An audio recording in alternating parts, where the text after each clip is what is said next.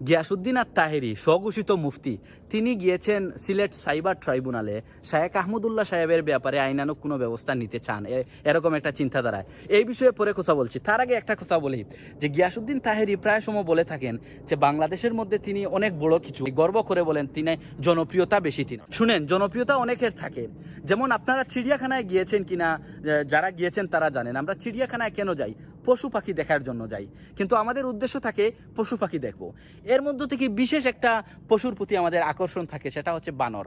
আমরা অনেক সময় বানর দেখার জন্য কিন্তু চিড়িয়াখানায় টিকিট কেটে টাকা ব্যয় করে বানর দেখার জন্য চিড়িয়াখানায় যাই। কেন যাই? এই বানরের মধ্যে কি আছে, এই বানর থেকে আমরা কি পাবো?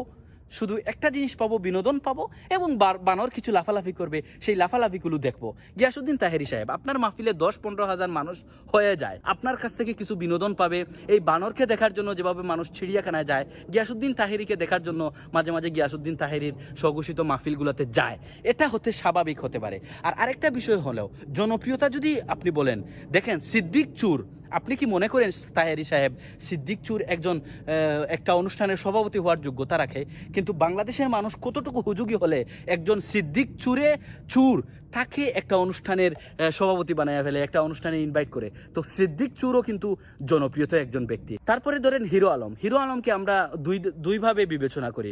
এক ভাব, হিরো আলম হলো একটি প্রতিবাদী মানুষ, আরেকটা হচ্ছে বাংলাদেশের হিরো আলম হচ্ছে সংস্কৃতির নামে একটা অশ্লীলতা ছড়ায় এবং তার মধ্যে কোনো কোয়ালিটি নাই। ইচ্ছা হলো গান গাইলো, ইচ্ছা হলো এমপি হয়ে যাবে, ইচ্ছা হলো রাজনীতি করবে, ইচ্ছা হলো অভিনেতা হবে, ইচ্ছা হলো গায়ক হবে, কবি হবে। তো হিরো আলমেরও কিন্তু জনপ্রিয়তা আছে, কিন্তু শিক্ষিত বা গ্রহণযোগ্য মানুষ, দেশ জাতি নিয়ে যারা চিন্তা ভাবনা করে, তাদের মধ্যে কিন্তু হিরো আলমের কোনো যোগ্যতা নাই বা হিরো আলমের কোনো গ্রহণযোগ্যতা নাই।